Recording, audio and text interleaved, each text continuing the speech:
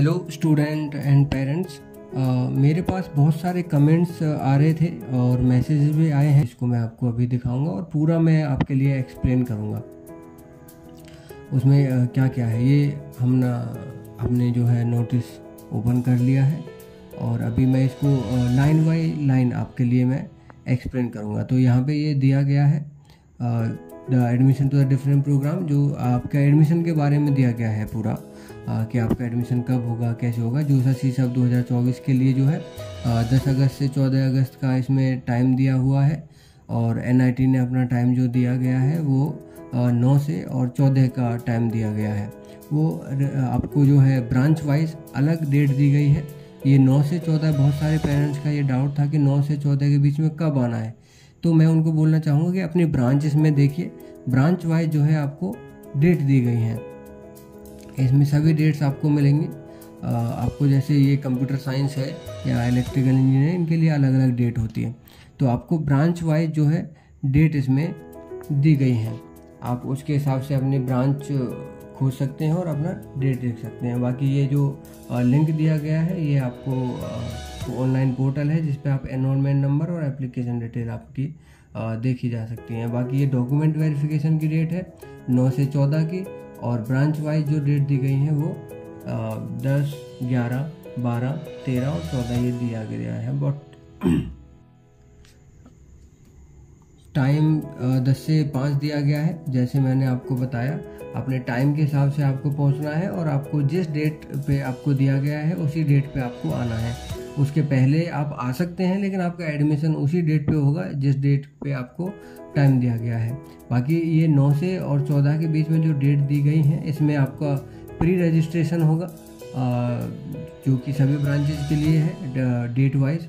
11 से और 14 के लिए जो दिया गया है और उसके बाद फिर आपको और जो फॉर्मेलिटीज़ हैं ये आपको नीचे दी गई हैं। जैसे कि फाइनल रजिस्ट्रेशन जो होगा वो होगा 16, क्योंकि ऊपर जो ये जो डेट दी गई है 9 से 14 या 11 से 14, ये प्री रजिस्ट्रेशन की डेट दी गई है आपको ब्रांच वाइज डॉक्यूमेंट वेरिफिकेशन की।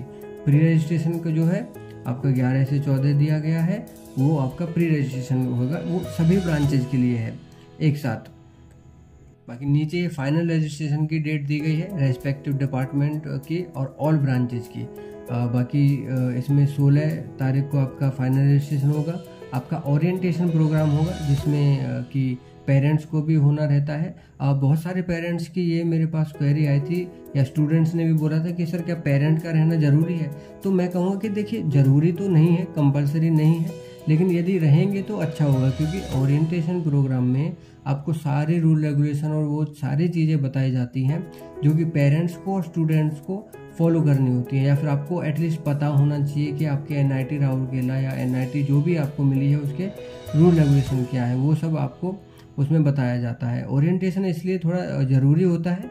इवन यदि आपको कुछ काम है या बहुत अर्जेंट ऐसा कुछ है तो आप मतलब नहीं भी रुक सकते हैं तो चलेगा, लेकिन आप रुकेंगे मैं ये थोड़ा बोलूँगा। बाकी आपकी जो है स्टार्टिंग क्लास का डेट दिया गया है आपको 20 तारीख को। 19 तारीख तक आपका ओरिएंटेशन चलेगा, 20 को आपका वो चल जाएगा। बाकी ये अब नीचे एडमिशन जो है प्रोसीजर दिया गया है। एडमिशन प्रोसीजर में आपको जो है for admission candidate are required to bring the following document. आपको सारे डॉक्यूमेंट जो है जो लिस्ट दी गई है नीचे तक, ये आपको ओरिजिनल फॉर्म में लाने हैं।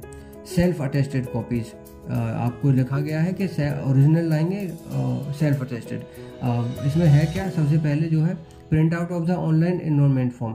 इसमें जो है ऑनलाइन एनरोलमेंट फॉर्म दिया गया है, इस पर एक लिंक दिया गया है, उस लिंक पे आप क्लिक करेंगे तो आपको सीधे ये एनरोलमेंट फॉर्म पे लेके जाएगा और वहाँ आपको दिखाएगा। अभी ये यहाँ पे मेरा शो नहीं कर रहा है, मतलब काम नहीं कर रहा है क्योंकि मेरा नेट बंद हो गया था इसलिए, लेकिन ये इसमें चलेगा। बाकी नंबर 2 पे है प्रोविजनल सीट अलॉटमेंट लेटर। बाकी कुछ भी होता है आप मुझे कमेंट कर सकते हैं, उसमें मैं आपको बिल्कुल क्लियर कर दूंगा। कुछ भी डाउट होता है तो मैं आपको कमेंट में आपका जवाब जरूर दूंगा। नंबर 2 पे है प्रोविजनल लेटर और नंबर 3 पे है later on subscription upgradation download from जोसा। ये दोनों लेटर जो हैं आपको जोसा और CSAP जिससे भी आपका सीट अलॉट हुआ है उससे आपको मिलेगा। नंबर 4 पे है जी मेन रैंक कार्ड। अब आपने जो एग्जाम क्लियर किया है जी मेन में, उसकी रैंक होगी, उसका रैंक कार्ड आपको देना है। नंबर 5 पे pass certificate of high school certificate, मतलब आपका 12th का मार्कशीट आपको देना होगा, और इसमें क्लियरली मेंशन होता है कि आपको जो है ओरिजिनल जो है वापस दे दिया जाएगा। कोई भी इंस्टीट्यूट या एनआईटी जो है आपका ओरिजिनल डॉक्यूमेंट अपने पास नहीं रखेगा, वो आपको रिटर्न कर दिया जाएगा। सिर्फ आपको एक फ़ोटोकॉपी और एक ओरिजिनल लेके आनी है। फ़ोटोकॉपी रखी जाएगी ओरिजिनल से वेरीफाई होने के बाद, ठीक है। ओरिजिनल आपको सिर्फ वेरिफिकेशन के लिए आना होता है, बहुत सारे बच्चों को डाउट रहता है। नंबर 6 पे है मार्कशीट एंड पास सर्टिफिकेट। तो अलग अलग स्टेट में अलग अलग होता है, तो आपको मार्कशीट एंड पास सर्टिफिकेट अगर अलग अलग मिला है तो आपको अलग अलग लाना है, वरना तो जैसे आपके स्कूल ने दिया है या बोर्ड ने दिया है वो आपको यहाँ पे लेके आना है ओरिजिनल फॉर्म में। ओरिजिनल लेके आना है, साफ साफ लिखा है, ओरिजिनल रिटर्न कर दिया जाएगा। और आपको 10th की मार्कशीट मैं रिकमेंड करूँगा कि आप लेके आइए, क्योंकि बर्थ सर्टिफिकेट उसमें दिया जाता है। बर्थ सर्टिफिकेट के लिए आपको 10th की मार्कशीट चल जाती है, और 12th की मार्कशीट की फ़ोटोकॉपी यहाँ पे रखी जाएगी। आपसे सेल्फ अटेस्टेड सारे डॉक्यूमेंट मांगे जाएंगे, ये सारे डॉक्यूमेंट सेल्फ अटेस्टेड होने चाहिए, ठीक है। और इसमें साफ साफ लिखा हुआ है। बाकी ये क्वालिफाइंग एग्जामिनेशन का जो है ये भी आपको वापस कर दिया जाएगा। नंबर 7 पे है स्कूल लिविंग सर्टिफिकेट या माइग्रेशन सर्टिफिकेट। इसमें जो है आपको स्कूल लिविंग सर्टिफिकेट हो या माइग्रेशन, ये दोनों एक ही सर्टिफिकेट होते हैं। ये आपको देना होगा, और इसमें लिखा हुआ है कि original will be retained, means ये ओरिजिनल फॉर्म में इंस्टीट्यूट में सबमिट करना होगा, ठीक है। ये आपको वापस नहीं दिया जाएगा, वो आपको यहीं सबमिट करना है। नंबर 8 पे कंडक्ट एंड करेक्टर सर्टिफिकेट है। बहुत से बच्चों को कन्फ्यूजन रहती है कि सर कंडक्ट क्या है या करेक्टर क्या है, तो ये दोनों एक ही सर्टिफिकेट होते हैं। कुछ स्टेट में कंडक्ट बोला जाता है, कुछ बोर्ड में करेक्टर सर्टिफिकेट बोला जाता है, जो कि आपको स्कूल से मिलता है, और ये भी आपको ओरिजिनल फॉर्म में लाना है, जो कि इंस्टीट्यूट में रखना होगा। इंस्टीट्यूट इसको अपने पास रखेगा, ओरिजिनल आपका कंडक्ट और करेक्टर सर्टिफिकेट, ठीक है। और नंबर 9 पे है आपको जो है 3 पासपोर्ट साइज कलर फोटोग्राफ लाने हैं। प्रेफर करते हैं कि उसका बैकग्राउंड, जो फोटो का बैकग्राउंड है वो वाइट हो या फिर ब्लू, स्काई ब्लू हो, और बाकी वो ठीक होना चाहिए passport size. Medical fitness certificate, इसके जो नोटिस है इसके लास्ट में एक फॉर्मेट दिया गया है जो कि मेडिकल सर्टिफिकेट का है। वो आपको उसमें लिखा गया है कि किस डॉक्टर से आपको करवाना है या किस लेवल का आपको होना चाहिए, वो आप देख सकते हैं, ठीक है। वो आपको मेडिकल फिटनेस सर्टिफिकेट भी लाना है। यदि आप किसी कैटेगरी से बिलोंग करते हैं, ओबीसी से, एससी एसटी से, तो आपको उस कैटेगरी का सर्टिफिकेट लेके आना है, जो कि आपको यहाँ पे सबमिट करना होगा। ये भी इसकी फोटोकॉपी लगेगी। Eligibility as per declaration by government of India, जैसे भी आपका जिस भी कैटेगरी में आप आते हैं वो आपको यहाँ पे सर्टिफिकेट लेके आना होगा। नंबर 12 पे, ये नंबर 12 पे इनकम सर्टिफिकेट का जो डॉक्यूमेंट है, वो इसको लेके बहुत सारे डाउट रहते हैं। पेरेंट्स को डाउट रहता है कि हमें कौन कौन सा, मतलब किससे ये करा के देना है या फिर किसको करना है, किससे ये एफिलिएटेड होना चाहिए, तहसीलदार से, क्या हम नोटरी का दे सकते हैं, क्या ये दोनों पेरेंट का लगेगा। तो मैं क्लियर कर दूं कि इनकम सर्टिफिकेट जो है वो स्टूडेंट के फादर के नाम से होना चाहिए, और उसमें जो है यदि एनुअल फैमिली इनकम लिखा हुआ है, एनुअल फैमिली इनकम लिखा हुआ है, तो सिर्फ फादर का ही इनकम सर्टिफिकेट देने से काम चल जाता है। मदर का इनकम सर्टिफिकेट अगर अलग से नहीं देना होता। और यदि उसमें जो वो है सर्टिफिकेट 1 अप्रैल 2024 के दिन या फिर उसके बाद का बना होना चाहिए, उसके पहले, मतलब 1 अप्रैल 2024 के पहले का जो सर्टिफिकेट है वो नहीं होगा। और ये किसको देना है? ओपी, ओबी, ईडब्ल्यूएस। अब ओपी क्या है? ये ओपन, मतलब जनरल, ओबीसी और ईडब्ल्यूएस, इनको ये इनकम सर्टिफिकेट देना है। एससी एसटी को इनकम सर्टिफिकेट देने की जरूरत नहीं होती है, ठीक है। आप एडमिशन फीस जो है रेफ नीचे दिया गया है वो आप देख पाओगे। इनकम सर्टिफिकेट का ये होता है कि यदि फादर के नाम से है और उसमें एनुअल फैमिली इनकम दी गई है तो सिर्फ फादर का ही इनकम सर्टिफिकेट देना है। यदि उसमें नहीं दिया गया है, फैमिली इनकम नहीं दी गई है, सिर्फ फादर की इनकम दी गई है, तो आपको मदर का भी इनकम सर्टिफिकेट देना पड़ेगा। यदि मदर वर्किंग है तो, यदि मदर वर्किंग नहीं है तो उनका एक एफिडेविट रहेगा जो कि मजिस्ट्रेट या फिर तहसीलदार से साइन एंड स्टाम्प होगा और नोटरी से नहीं चलेगा। बहुत बच्चों को डाउट रहता है सर नोटरी से चलेगा कि नहीं, नोटरी से नहीं चलेगा। मतलब ये वैसे NIT टू NIT वेरी करता है, लेकिन NIT राउरकेला का मैंने नोटिस खोला है तो इसलिए मैं आपको बता रहा हूँ, ठीक है। तो मदर का अगर एफिडेविट दे रहे हैं नॉन वर्किंग का, तो उसको जो है आपको मजिस्ट्रेट से या फिर उससे करवाना है। वो कब देना है? यदि आपके फादर के इनकम सर्टिफिकेट में एनुअल फैमिली इनकम नहीं दी गई है। अगर एनुअल फैमिली इनकम दी गई है तो आपको एफिडेविट नहीं देना है। नंबर 14 पे है proof of ABC ID and DigiLocker ID। मतलब ये आपको डिजीलॉकर ऐप डाउनलोड करनी है, उसमें अपना अकाउंट बनाना है, उसमें ABC ID एक होती है, वो आपको क्रिएट करनी है। बहुत से बच्चों को डाउट रहता है सर उसमें तो रोल नंबर मांगता है, एनरोलमेंट नंबर मांगता है, और हमारा तो ये बिल्कुल ठीक है। NIT आपको तब देगा एनरोलमेंट एंड रोल नंबर जब आपका एडमिशन हो जाएगा। उसके पहले आप अपने पुराने जो इंस्टीट्यूशन है उसका रोल नंबर या एनरोलमेंट नंबर कुछ भी डाल के अपनी ABC ID कर सकते हैं, और उसका एक स्क्रीनशॉट लेके वो आपको प्रिंट निकाल के लेके आना है अपने डॉक्यूमेंट्स के साथ में, जो कि आपका यहाँ पे रिकॉर्ड होगा, ठीक है। अभी नीचे दिया गया है पूरा ये जो सारे डॉक्यूमेंट हैं, ये सब एक तो ओरिजिनल फॉर्म में लाने हैं, इनकी फोटो कॉपी भी लानी है और सेल्फ अटेस्टेड होने हैं, क्लियर। अभी एडमिशन फीस पे आते हैं। एडमिशन फीस इसमें दी गई है कि जो भी एडमिशन फीस है 1,36,500, ये 3 उसके लिए है ब्रांचेज के लिए, BTech, BR और ड्यूल डिग्री, ये प्रोग्राम, ये 3 प्रोग्राम के लिए ये फीस दी हुई है 1,36,500। इतनी फीस आपको पूरा देना है, लेकिन वो कैसे कैसे देना है, कहाँ देना है, ये सब आपको नीचे दिया गया है पूरा। और एक ये फीस है 81,500, ये आपकी सिर्फ इंटीग्रेटेड MSc के लिए है, ठीक है। जो बच्चे इंटीग्रेटेड MSc करते हैं उनके लिए वो अलग दी गई है।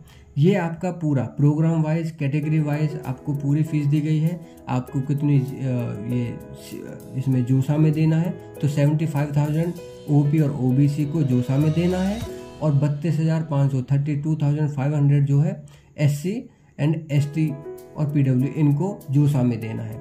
अब बाकी जो बची हुई फीस है वो नीचे कैटेगरी वाइज दी गई है। यहाँ पे ये जो फीस है ये प्रोग्राम वाइज और कैटेगरी वाइज, और ये पूरी फीस दी गई है यहाँ पे। इसमें आप अपनी कैटेगरी देख सकते हैं, जो भी आपकी कैटेगरी है। ये वाली फीस भरने के बाद जो फीस बची वो आपको इंस्टीट्यूट को पे करनी है। अभी इसमें देखते हैं कि आपको फीस कितनी भरनी पड़ेगी। इसमें क्लियर दिया गया है, और नोटिस को आप बिल्कुल ठीक से पढ़ सकते हैं। अगर कुछ डाउट है तो आप कमेंट करके मुझसे पूछ भी सकते हैं। आप अपनी कैटेगरी देख सकते हैं, इसमें OP, OBC, EWS है, और उसके हिसाब से आपकी जितनी फीस बनती है वो आप जो है इसमें पे करेंगे। और नीचे जो है यदि आपकी फैमिली इनकम इसमें दिया गया, यदि फैमिली इनकम 1 लाख से नीचे है पर एनम, तो आपको कोई फीस नहीं भरनी है, चाहे आप किसी भी कैटेगरी से बिलोंग करते हैं। देखिए एक्सेप्ट PWD, ये आप थोड़ा ध्यान रखेंगे। PWD को छोड़ के आप किसी कैटेगरी से हैं तो आपको नहीं देनी है फीस, क्योंकि उसमें 1 लाख पर एनम से नीचे आपकी इनकम है, ठीक है। इस पे कैटेगरी कोई मायने नहीं रखती है, आपकी इनकम मायने रखती है आपका। बल्कि एक 1000 जो है एक्सेस फीस रहेगा वो एडजस्ट कर दिया जाएगा NIT की ओर से। सिर्फ आपको जोसा वाली फीस ही पे करनी है, जितनी भी आपकी बनती है 75,000 या फिर 32,500 आपके कैटेगरी के अकॉर्डिंग। अभी नीचे जो है फिर ये और फीसेस दी गई हैं, इसको आप देख सकते हैं। जो भी इसमें यदि डाउट है तो आप पूछ लेना कमेंट करके मुझे। इसमें वही दिया गया है, ट्यूशन फीस वेवर के लिए आपको इनकम सर्टिफिकेट जो है आपको सबमिट करना है। इनकम सर्टिफिकेट के बारे में मैंने पूरा बताया है आपको, और आपको 1 अप्रैल 2024 के बाद का ही इनकम सर्टिफिकेट देना है। 1 अप्रैल 2024 का चलेगा उसी दिन का।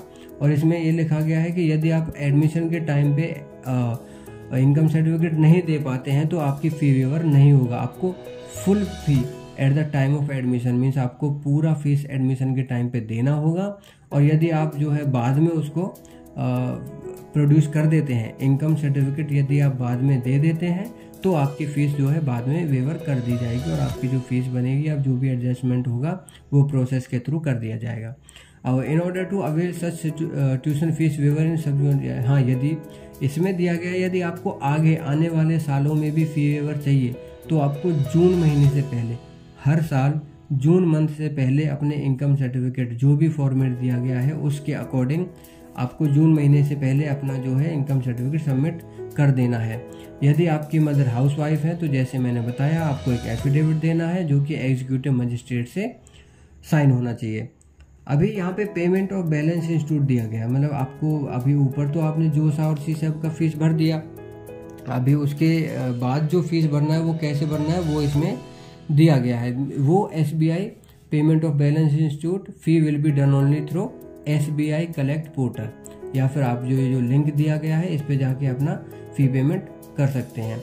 और इसमें जो है अपना फ़ी पेमेंट के बाद यहाँ पे हॉस्टल रूम का दिया गया है। Hostel room will be allowed on reporting, हाँ आपको हॉस्टल रूम आपके रिपोर्टिंग के टाइम पे, एडमिशन के टाइम पे दे दिया जाएगा और आपको घर वापस जाने का टाइम नहीं होगा। इसमें साफ लिखा गया है कि आप अपना सारा सामान लेके आइए, साथ में अपने डॉक्यूमेंट लेके आइए, प्रोसेस फॉलो करके आइए, क्योंकि आपके एडमिशन के टाइम के बाद, क्योंकि 20 तारीख को क्लासेस स्टार्ट करने वाले हैं, तो आपको वापस there is no time to go back and come again, means आपको वापस नहीं जाने दिया जाएगा, आप वापस आने का टाइम नहीं है, ठीक है। और एडमिशन प्रोसेस जो होगा will be first come first serve basis पे होगा, मीन्स आप अगर पहले सुबह जल्दी आ जाएंगे तो आपका नंबर पहले आ जाएगा, यदि आप लेट होंगे तो आपका नंबर बाद में होगा। और एक दिन में इन्होंने टाइम लिमिट दिया गया, will be limited to around 200 minute, मतलब एक दिन में जो है 200 के करीब ये स्टूडेंट का एडमिशन करेंगे, उसके बाद फिर ये शायद अभी रोक देंगे या फिर जैसे भी उनका प्रोसेस होगा वो अपना देखेंगे। और ये फ़ीस का है, यदि आगे चल के कुछ फ़ीस इंक्रीज होती है आपके एडमिशन से पहले तो वो आपको इंडिकेट दिया जाएगा और आपको एडिशनली वो फ़ीस पेमेंट करके जब जाना होगा वो आपको बताया जाएगा, या तो कोई नोटिस आएगा जो भी है जैसे भी है। अभी even after having online document verification, means यदि आपका डॉक्यूमेंट वेरिफिकेशन हो भी गया है और यदि आप कोई ओरिजिनल डॉक्यूमेंट प्रोड्यूस नहीं कर पाते हो, इवन वो आपका जो है सीट का अलॉटमेंट है और fulfilment of required eligibility criteria, यदि क्राइटेरिया फॉलो नहीं करते हैं तो आपका जो सीट है अलॉटमेंट कैंसिल किया जा सकता है। इसमें वही है कि यदि आपके पास कोई डॉक्यूमेंट नहीं है या नहीं कर पा रहे हैं, क्राइटेरिया नहीं है, तो आपको कैंसिल कर देंगे। ये है कोर्ट ऑफ राउरकेला। हाँ, यदि आपको कुछ इशू है, यदि आपको कोई कोर्ट केस करना है या कुछ आपको डाउट लग रहा है, उसके लिए आप सिर्फ कोर्ट एट राउरकेला में ही जा सकते हैं। ये नहीं कि आप कहीं बाहर स्टेट से हैं और अपने स्टेट में उस जो है कोर्ट में जाके अपील करेंगे, आपको कोर्ट एट राउरकेला में ही अपील डालनी पड़ेगी, ठीक है। नीचे ये लोकेशन दिया गया है, NIT Rourkela is around 8 kilometre away. तो NIT जो है वो राउरकेला स्टेशन से लगभग 8 किलोमीटर दूर है और आपको आसानी से वहाँ से आने के लिए ऑटो मिल जाते हैं, 200 या 250 रुपये लेते हैं, 250 रुपये लास्ट है, 250 से ऊपर नहीं लेता है।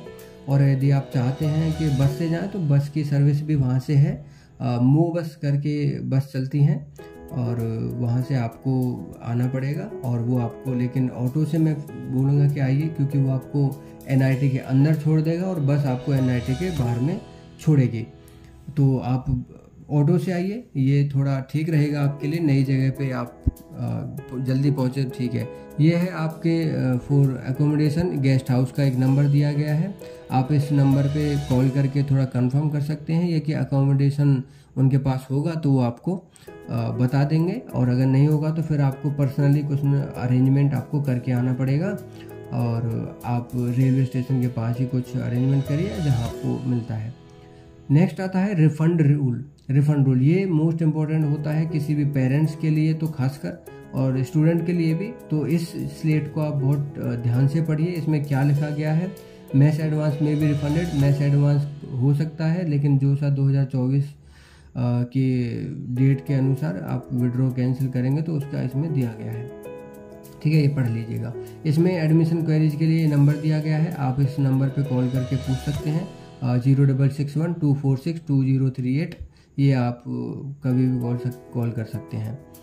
और ये आपको दिया गया है ABC ID के लिए थोड़ा इंस्ट्रक्शंस है कि आपको कैसे बनानी है, डिजी लॉकर में क्या क्या करना है, ये इंस्ट्रक्शन नीचे दिए गए हैं और ऊपर में ABC ID का भी दिया गया है। अभी इसके नीचे फिर बाकी जो भी दिया गया है, ये फीस स्ट्रक्चर्स दिए गए हैं सारे, और अभी ऊपर में जो है मैं ऊपर सब क्लियर आपको बता चुका हूँ। ये हेल्पलाइन नंबर है और सब मेल ID भी है। ठीक है। तो आप ये नंबर मिलाइए। ये थोड़ा ठीक है कि आप NIT राउरकेला में मिलाएंगे तो आपका सुनी जाएगी, आपको जल्दी से मतलब बता दिया जाता है। रिफंड रूल भी आप थोड़ा ध्यान रखेंगे, ये थोड़ा आप फिर से पढ़ लीजिएगा। ये हो गया वो। अभी आ गया फीस स्ट्रक्चर। तो ये फीस स्ट्रक्चर है बीटेक का, बीटेक के लिए है। इसमें सारे सेमेस्टर वाइज फीस दी गई है, 7 सेमेस्टर, 8 सेमेस्टर, 5, 6, ऐसे ये पूरा सेमेस्टर वाइज आपको फीस दी गई है। और नीचे में आपको इंस्ट्रक्शन भी दिए गए हैं कि SC ST से हैं, 1 लाख से नीचे इनकम है तो आपकी कम्प्लीटली ट्यूशन फीस एग्जेम्प्टेड है। और नीचे ऐसे ही फिर और भी सारे दिए गए हैं आपको, क्या फ़ीस है, कैसे है, यदि स्टूडेंट जो है 1 लाख से 5 लाख के बीच में है तो उसको क्या सुविधा मिलेंगी, लाइब्रेरी फीस, ये सब पूरा दिया गया है। अभी ये जो है ये BArc और डुअल डिग्री के लिए फ़ीस स्ट्रक्चर है, इसमें भी वही सेम है। ये फ़ीस स्ट्रक्चर आ गया इंटीग्रेटेड MSc का, उन्होंने फ़ीस स्ट्रक्चर सारे इसमें इंक्लूड किए। ये आ गए अंडरटेकिंग। आपको NIT में जब जाएंगे तो आपको अंडरटेकिंग्स देने होते हैं, जो कि आपको ये जैसे स्टूडेंट अगेंस्ट रैगिंग है तो ये स्टूडेंट को देना है। इसमें स्टूडेंट के साइन होंगे, इसमें भरना है आई अपना नाम और फादर नेम और हैव केयरफुली रीड द, मतलब पूरा अपना लिखना है। तो स्टूडेंट अगेंस्ट रैगिंग के लिए ये अंडरटेकिंग है, तो यहाँ पे स्टूडेंट के सिग्नेचर होंगे। इसमें पेरेंट के सिग्नेचर की तो जगह नहीं है, तो आप पेरेंट का तो इग्नोर कीजिए, आप सिर्फ ये सिग्नेचर है। और ये किसी से भी नोटरी से नहीं कराने हैं, ये सिंपली गार्डियन या पेरेंट से ही कराने हैं। जितने भी अंडरटेकिंग है ये किसी भी नोटरी से नहीं होते हैं। जैसे यहाँ सिग्नेचर पेरेंट एंड गार्डियन के हैं तो यहाँ पे गार्डियन के ही होंगे। आई मतलब फादर का नेम और ये गार्डियन में ये सब करता हूँ, या sign this date month year वगैरह इसमें डाल के और अपने पेरेंट के या गार्डियन के यहाँ पे साइन करने होंगे। यह है अंडरटेकिंग बाय द स्टूडेंट। ये जो है आपकी थोड़ी UGC रेगुलेशंस के लिए अंडरटेकिंग है कि इसके लिए मैं रैगिंग के लिए मैं अंडरटेकिंग दे रहा हूँ, UGC रेगुलेशन का पालन करूँगा ये सब। इसमें आपको दोनों के साइन होंगे, signature of student and signature of father and mother guardian, जिसके भी आपके हो, इसमें सबके सिग्नेचर होंगे। ये बस अंडरटेकिंग है, इनको किसी भी नोटरी से नहीं कराना है, ये पेरेंट एंड स्टूडेंट देंगे। अभी ये आ गया annexure 2 undertaking by the student. ये एक और अंडरटेकिंग है, ये भी जो है realising safety and securing, means ये मेरे ऊपर जो सेफ्टी एंड उसका वेलबींग का मैं ख्याल रखूँगा। 12 o'clock night without the permission of concern authority, मैं रात को 12 बजे के बाद जल्दी से नहीं निकलूँगा, वो सब आपके लिए है। ये है अंडरटेकिंग ऑफ हॉल अकोमोडेशन। जो भी आपको हॉस्टल मिलेगा ये उसके लिए है। हॉस्टल के रूल रेगुलेशन क्या है, आपको क्या सुविधा मिलेंगी, आपको क्या नहीं करना है, डूज एंड डोंट्स, ये इसमें सब दिया गया है। अनेक्सर 3, इसको भी आपको साइन करके और साथ में लेके आना है। इसमें सब दिया गया है, आपको खाना मिलेगा, कब मिलेगा, क्या टाइमिंग है, stay beyond the permitted time, इसमें टाइम दिया गया है पूरा जो भी है। इसमें स्टूडेंट के साइन भी होंगे और इसमें फिर सिग्नेचर और पेरेंट या गार्डियन के भी होंगे। और ये वो जो मैं ऊपर बता रहा था, medical certificate to be issued by registered medical practitioner, मतलब ये एक रजिस्टर्ड जो है डॉक्टर के थ्रू होना है। और ये पूरा एक फॉर्मेट दिया गया है जो कि आपको भर के यहाँ इनके साइन वाइन जो भी होंगे ये हो जाएंगे और आपको ये साइन करके और यहाँ पे लाके सबमिट कर देना है। बाकी तो मैंने ऑलमोस्ट सारी चीज़ें बता दी हैं, नोटिस में कुछ छूटा नहीं है। और अगर कुछ होगा भी तो आप कमेंट करके मुझे बताइए, मैं आपके पूरे सवालों का जवाब दूंगा। विदिन 2 और 3 आवर्स में कोशिश करूंगा कि सबका जवाब दे दूं। यदि कमेंट्स ज़्यादा हो जाएंगे तो मैं कोशिश करूंगा कि आपको पूरा दे दूं। बाकी ये डेट वगैरह मैंने सब बताई हैं, 9 से 14 है, प्री रजिस्ट्रेशन का 11 से 14 है। आपको ब्रांच वाइज सारी डेट दी गई है, टाइमिंग 10 से 5 है आने के लिए। आपकी जो भी डेट है अपना डेट करिए और डेट के हिसाब से आइए। ओरिएंटेशन का भी बताया है आपको, क्लासेस स्टार्ट का भी बताया है कि 20 तारीख को आपके क्लासेस जो हैं स्टार्ट हो जाएंगी और आगे इसी हिसाब से आप अपना ये नोटिस पढ़ के थोड़ा पूरा एक बार नोटिस ज़रूर पढ़िए, नोटिस को पूरा पढ़िए। वैसे मैंने एक्सप्लेन कर दिया है, कुछ डाउट है तो आप कमेंट करके पूछ सकते हैं। पूरा ये नोटिस आपके सामने है और आप जो भी है इस चैनल को सब्सक्राइब करिए, शेयर करिए, सभी स्टूडेंट को थोड़ा शेयर करिए जिससे कि उनको भी पता चले कि ये जो है इसमें पूरा एक्सप्लेनेशन है, उनको कोई डाउट ना रहे, पेरेंट्स को भी डाउट ना रहे। और जो भी आप कमेंट करके पूछ सकते हैं बिल्कुल, और लाइक थोड़ा कीजिएगा जिससे कि मुझे पता रहे कि हाँ मैंने ठीक जो है ये बनाया हुआ है, कुछ भी इसमें छूटा नहीं है। आप जो है all concern are requested to read, हाँ ये बिल्कुल लिखा गया है कि आप पूरा इसको पढ़िए। और ये मेरा चैनल है, आप इसको सब्सक्राइब करें। आगे भी इस पे NIT के बारे में सारी जो है डिटेल्स दी जाएंगी। ये सब मैं इसी में रैप अप करते हैं फिर, क्योंकि लंबी वीडियो काफ़ी हो गई है। और आप थोड़ा ये वीडियो पूरा देखिएगा, ये बात है। थोड़ा आप पूरी वीडियो देखेंगे तभी सारी चीज़ें समझ में आएंगी। कुछ स्किप करेंगे तो थोड़ा दिक्कत हो सकता है, बाकी कोई दिक्कत नहीं है। Okay, thank you. बाकी चैनल को लाइक करिए, शेयर करिए, कमेंट करिए।